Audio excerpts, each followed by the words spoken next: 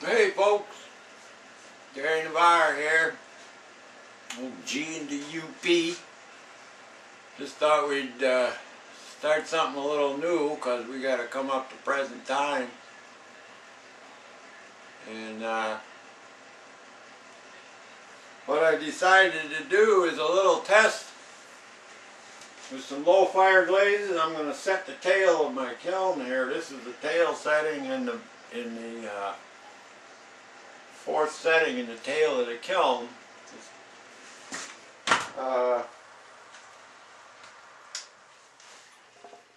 Then I'm going to try some low fire glazes here. Something I started, might as well test them up. I got a maple ash for cone 6, and I mixed it up with some maple ash I had left over that was unwashed. Kind of fudged it because I had to guess on how much ash was in there.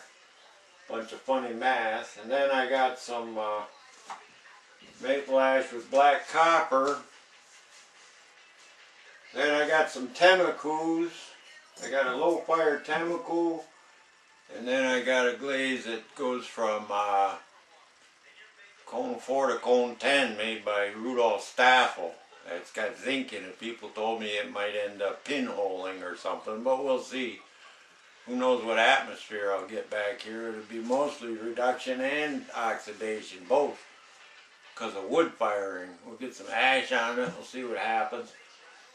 I got some pretty wide ranges I want to try because it gets so hot up front and it just it's too much there and not enough in the back. So we got to either try to raise that up or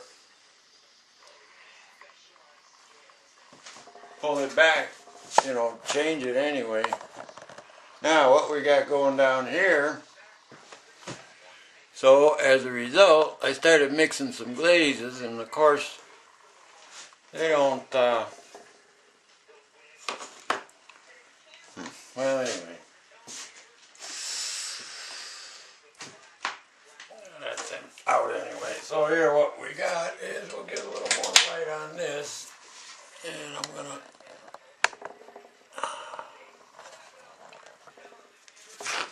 get that spodumene in the way.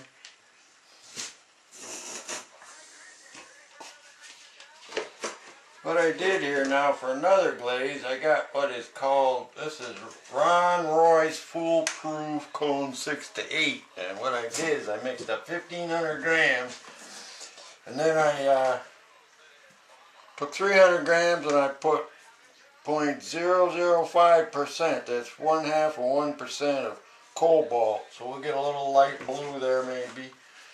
I got 1% copper, so we'll get, you know, a little light green. And this one here I put 3 oxides that's in a Dunham blue I got that I like the way the combination works. We'll see if it works here. Red iron oxide is 4.3%, rutile 4.3%, and cobalt 0.43%. A little less than 0.5%. And then I got one here that's got some manganese. I think it was 5% or something in cobalt. Try for a purple. Where's the jar? Oh, there it is. 5%, yeah, and 0.5% of cobalt.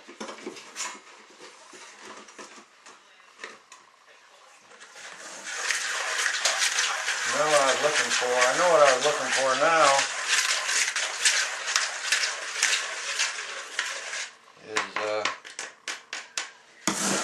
Another jar. Then I got one just clear. That's what's left over there.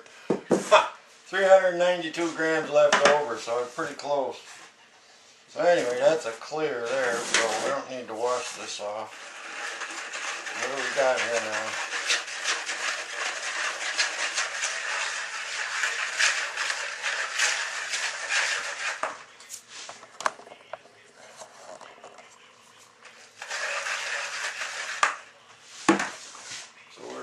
Sprayer, yeah, it's had a little water to that. Yeah, I'm going to pour it in here. See if I can get this the way right.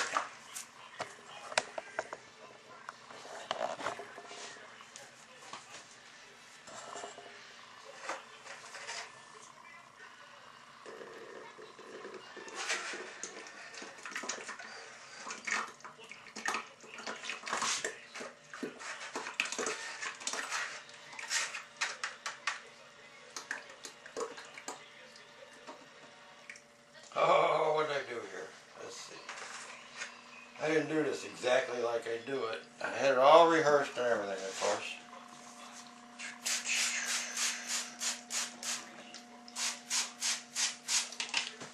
There. Put it over there. This is pretty slick here.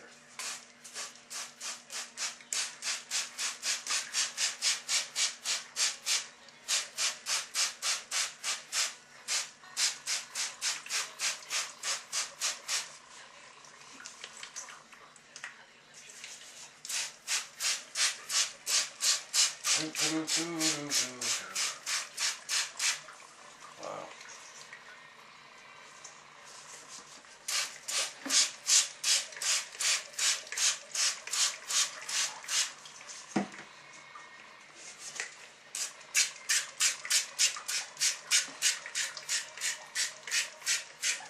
There we go. Now I got the spray right. So it must have settled some in there. I'll give you these formulas later. Most of it I just screened it and let it set. I didn't screen it through a real fine screen. I see some particles in there.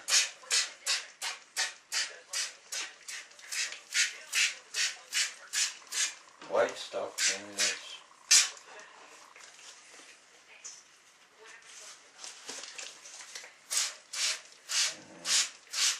I don't know what it is. Doesn't matter. It'll all mix.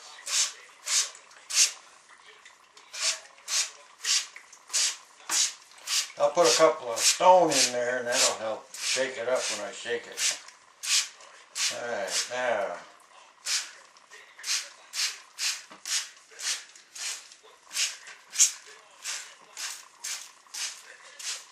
Probably added a bunch of water, but that's okay. We'll eventually work it out of there. Now this glaze, I'm thinking it's got enough clay in it that it'll be good for single fire.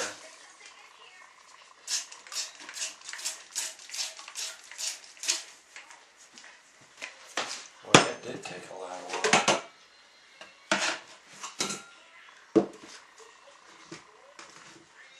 Compared to, well, that's not too much more. Okay. That's a little bit more, but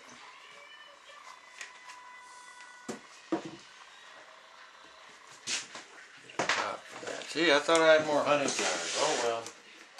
So we got the clear sitting there.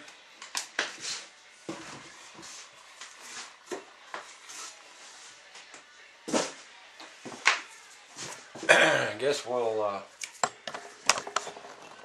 go educate ourselves and watch the electric company. Yeah, they always get loud.